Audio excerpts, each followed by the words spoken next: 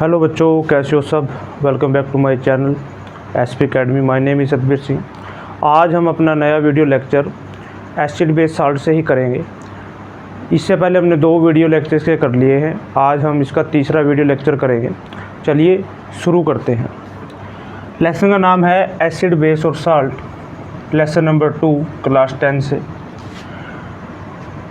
अभी तक हमने जितनी भी बातें की हैं, जैसे एसिड क्या होते हैं, बेस क्या होते हैं, इसके साथ साथ हमने कुछ रिएक्शंस केमिकल प्रॉपर्टी की है।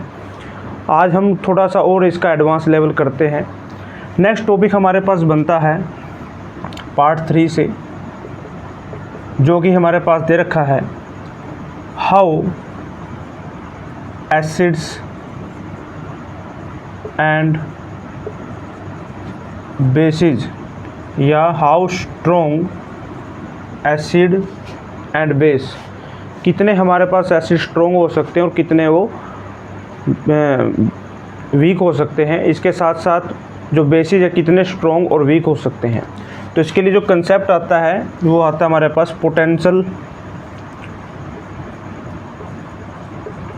ऑफ हाइड्रोजन,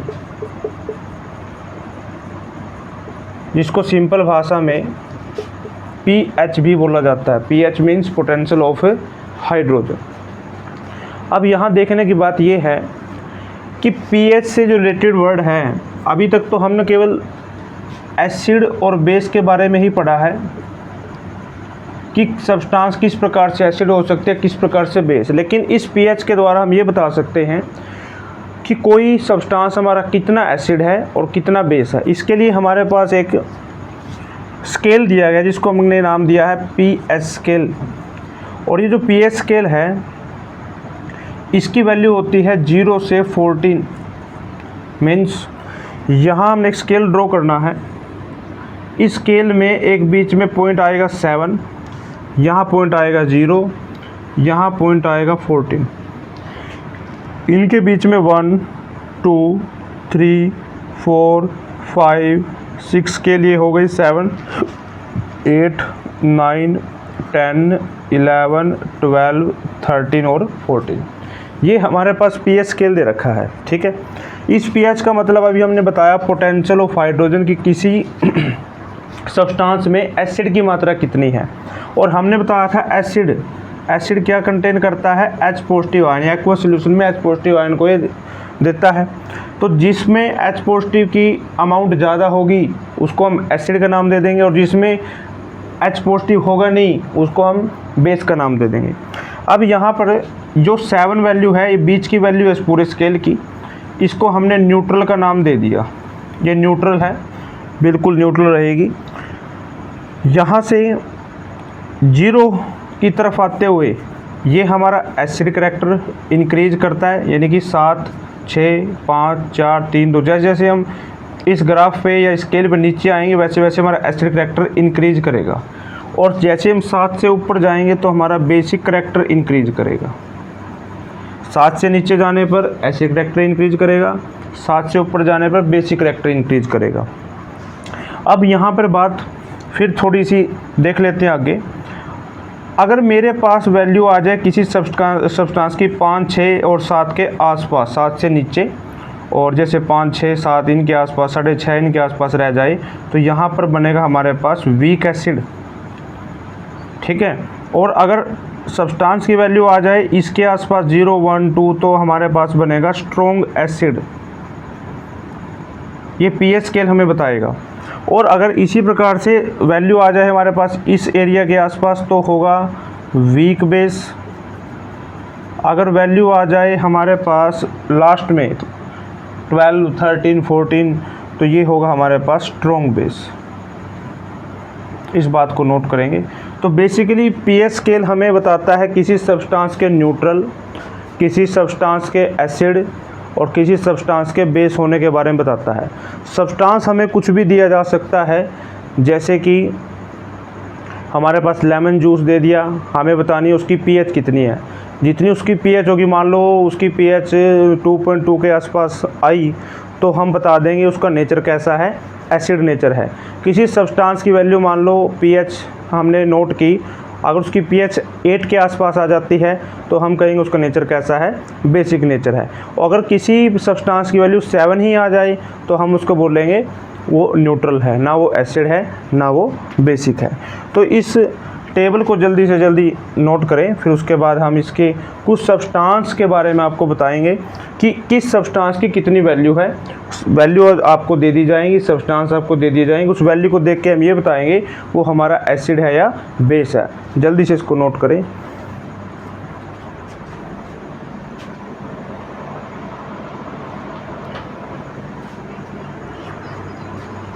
नेक्स्ट देखते हैं, हमारे पास pH टेबल दे रखी है कुछ सॉल्यूशंस की। ये हमारे पास सॉल्यूशन दे रखे हैं। सलाइवा जिसे हम लार बोलते हैं, खाना खाने से पहले बिफोर मील, सलाइवा खाना खाने के बाद, lemon juice, carbonated drink, carrot juice, coffee, tomato juice, tap water, 1 molar concentration of NaOH। ठीक है, ये हमारे पास कुछ pH दे रखी हैं। इन pH में ध्यान देने वाली बात ये है, जैसे यहाँ पर pH दे रखी है सलाइवा की बिफोर मील, इसकी pH दे रखी है 7.4। तो हमें यहाँ पर इसका नेचर बताना है, इसका नेचर किस प्रकार का होगा। हमने बताया था pH स्केल पे अगर कोई वैल्यू 7 से ऊपर जा रही है तो उसका नेचर होगा बेसिक, अगर कोई वैल्यू 7 से नीचे जा रही है तो उसका नेचर होगा एसिड। तो 7.4 हमारे पास 7 से अबव है, ऊपर की तरफ जा रहा है, तो इसका नेचर कैसा आ जाएगा, बेसिक नेचर आ जाएगा। इसी प्रकार से चेक करते हैं सलाइवा आफ्टर मील, खाना खाने के बाद जो हमारे मुंह की लार है उसकी pH चेंज हो जाती है। खाना खाने से पहले तो बेसिक नेचर है, लेकिन खाना खाने के बाद उसकी नेचर एसिड बन जाती है। एसिड क्यों बनी, क्योंकि जो 5.8 वैल्यू है वो 7 से नीचे है, तो हम उसमें लिख देंगे एसिड नेचर, या एसिड लिखो या एसिडिक नेचर लिखो। नेक्स्ट दे रखा है लेमन जूस।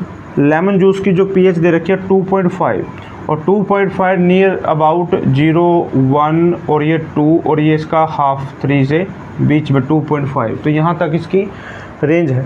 तो लेमन जूस, लेमन खाने में भी कैसा है, सोरिन टेस्ट है, तो इसकी pH जो है वो कितनी दे रखी है 2.5, तो इसका नेचर आ जाएगा एसिड नेचर। सेम आगे चलते हैं कलर एसिडेटेड ड्रिंक, जितने भी हम कोल्ड ड्रिंक्स वगैरह पीते हैं, लिम्का, ड्यू, पेप्सी, जो कुछ भी हैं, ये जो कलर एसिडेटेड ड्रिंक हैं इनकी pH दे रखी है 6 का मतलब है यहाँ पर इसका नेचर कैसा है, एसिड नेचर है। कैरेट जूस जो गाजर का जूस होता है उसके लिए pH 4 दे रखी है, तो 4 मीन्स इसका नेचर कैसा है, एसिड नेचर है। कॉफ़ी, और ये जितने भी हमारे पास यहाँ टेबल में सॉल्यूशन दे रखे हैं सारे डेली लाइफ में यूज़ होने वाले सॉल्यूशंस हैं। कॉफ़ी की pH 5 दे रखी है, इसका मतलब इसका नेचर कैसा है, एसिड। और वैसे भी नॉर्मल सी बात है, जितनी भी खाने की चीज़ें हैं वो एसिड नेचर में ही जाएंगी, क्योंकि कड़वी जो चीज़ें हैं उनको बहुत ही कम खाया जाता है। ठीक है, टमाटो जूस, टमाटो जूस की जो pH है वो है 4.1 दे रखी है। 4.1 मीन्स इसका नेचर भी कैसा है, एसिड है। उसके बाद टैप वाटर जो घरों में नलके का पानी आता है उसकी जो pH है 7 का मतलब है बिल्कुल न्यूट्रल है, ना ये एसिडिक नेचर में आती है ना ये बेसिक नेचर में आती है। उसके बाद 1 मोलर कंसनट्रेशन ऑफ NaOH, जो NaOH की 1 मोलर कंसनट्रेशन है उसकी वैल्यू 13 से लेके 14 इसके आसपास हो सकती है, मतलब 13 भी हो सकती है, 13.5 भी हो सकती है, 6 भी हो सकती है, 7 अराउंड 13-14 के बीच में रहेगी।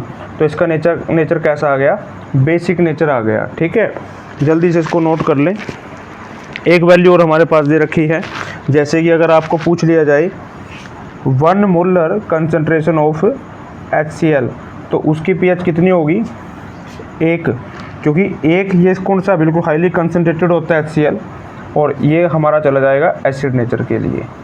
ठीक है, इनकी कलर वगैरह की बात है जो हम बाद में करेंगे, लेकिन अभी इन वैल्यूज़ को भी आपने साथ में याद करना है कि सलाइवा की pH कितनी होती है 7.4। कई बार एग्जाम में इन वैल्यूज़ को ही पूछ लेता है ऑब्जेक्टिव टाइप क्वेश्चन में या 1 मार्क्स क्वेश्चन में, इनको वो डाल देता है। ठीक है, तो आपने यहाँ से इनकी pH को भी याद कर लेना, साथ में एसिड और बेसिक नेचर को भी याद करना है। जल्दी से इसको नोट करें, फिर नेक्स्ट टॉपिक या इसका थोड़ा वर्क और रहता है pH कैटेगरी का, वो भी कर लेते हैं।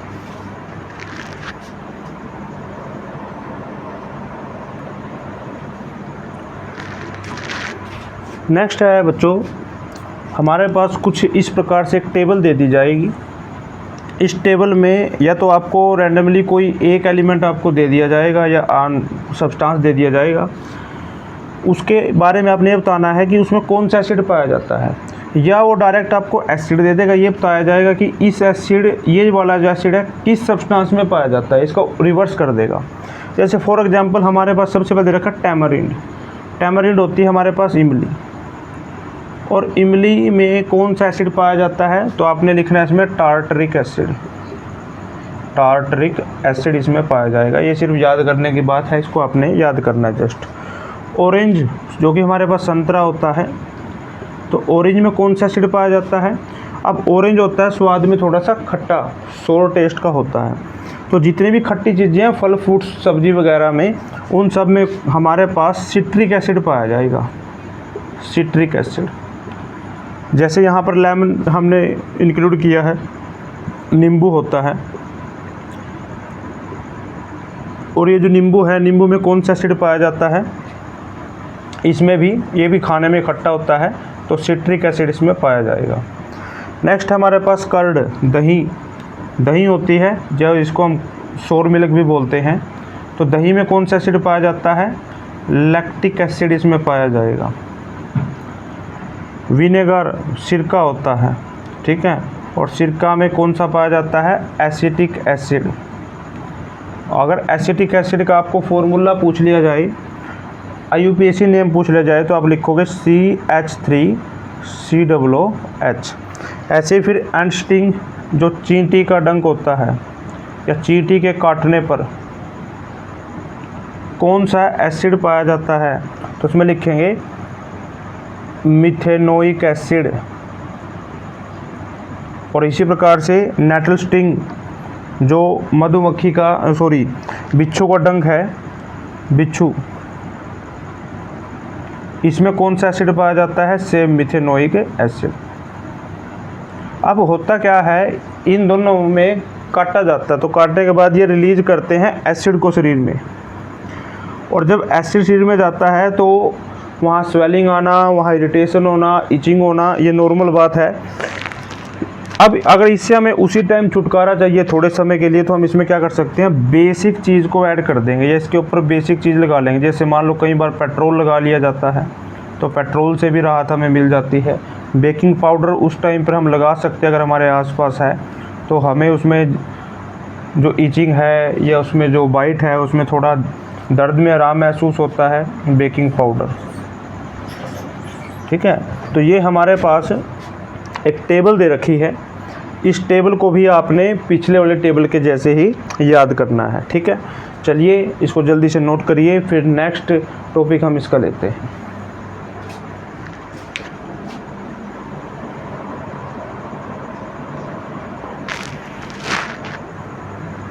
चलिए नेक्स्ट जो टॉपिक है हमारे पास, इसमें pH से ही रिलेटेड है।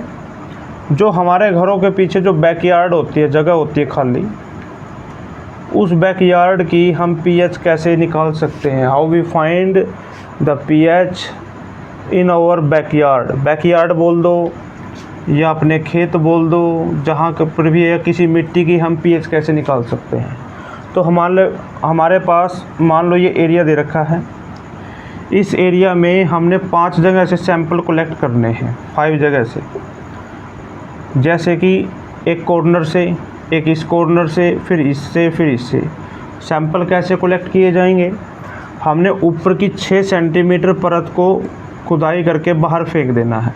फिर उसके बाद जो नीचे डिग किया जाएगा, खुदाई की जाएगी, तो उसमें से 2 से 3 सेंटीमीटर इंच की हमने यहाँ से मिट्टी उठा के यहाँ रख लेनी अलग से। सेम ऐसे ऊपर की 6 सेंटीमीटर की परत उठाकर फेंक देनी है, और फिर नीचे से उस मिट्टी को निकाल लेना है, फिर उसको यहाँ रख दो। ऐसे सेम यहाँ से 6 सेंटीमीटर निकालेंगे और यहाँ से मिट्टी नीचे से गहराई से लेंगे थोड़ी सी, यहाँ रख देंगे। सेम ऐसे यहाँ से निकाल के यहाँ रख देंगे। और 5वीं हमने लेनी है बिल्कुल बीचों बीच, इन सब जगहों के बिल्कुल बीच सेंटर से भी हमने लेनी है, क्योंकि एक ही खेत में अलग अलग जगह पे pH शो हो सकती है, ठीक है। अब हमने इन सभी को एक जगह इकट्ठा कर लिया, इसको अच्छी प्रकार से ड्राई कर लिया।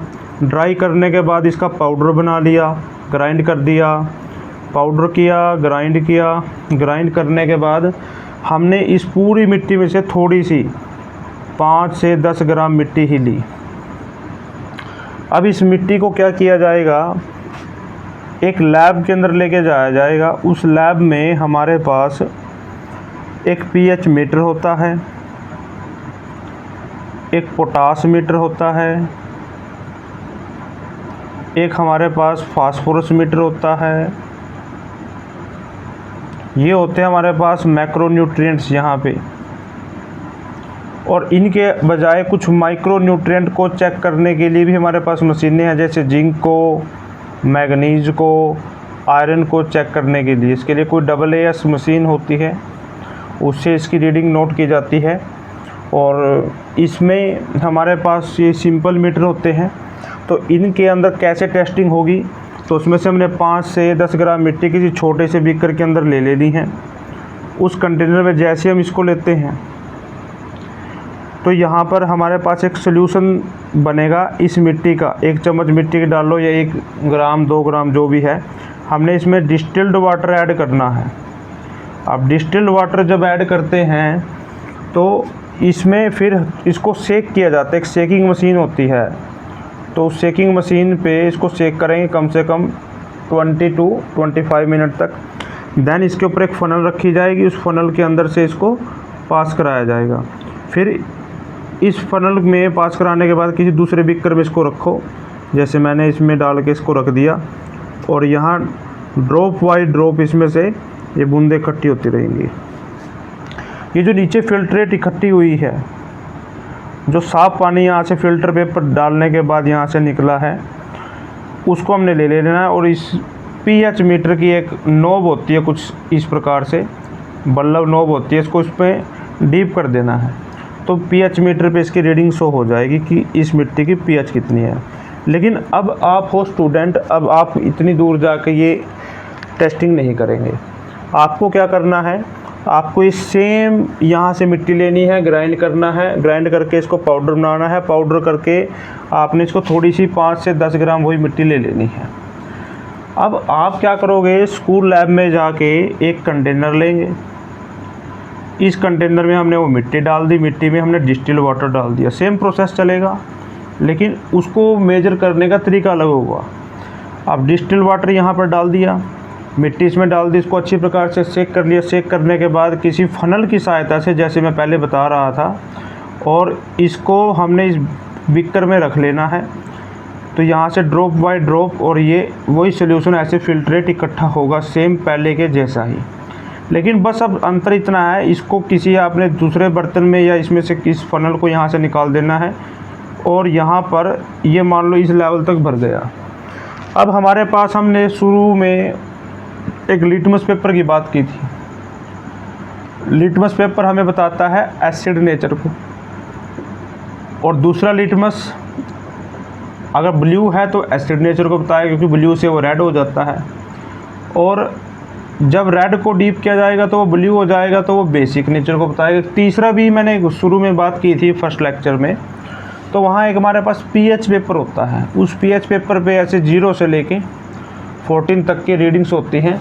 जब हम उस पीएच पेपर को यहाँ डीप करेंगे, डीप करने के बाद जहाँ वो नीचे से उसकी रीडिंग चलेगी, जहाँ वो गीलापन उसका पहुँच जाएगा, जिस रीडिंग पे वो रुकेगा, तो हम उसकी उस स्ट्रिप पे जितने भी नंबर नोटेड हैं 0 से 1 2 3 4 5, जहाँ पर भी वो जाके वो स्ट्रिप से गीलापन जो है रुकेगा या उस पर कलर चेंज होगा, उसी टाइम पे कलर भी कई बार चेंज होता है, तो उसी टाइम पे हम उसके सामने वाली रीडिंग को, जैसे अगर 4 आई है तो 4, 7 आई है तो 7 नोट करके लिख देंगे।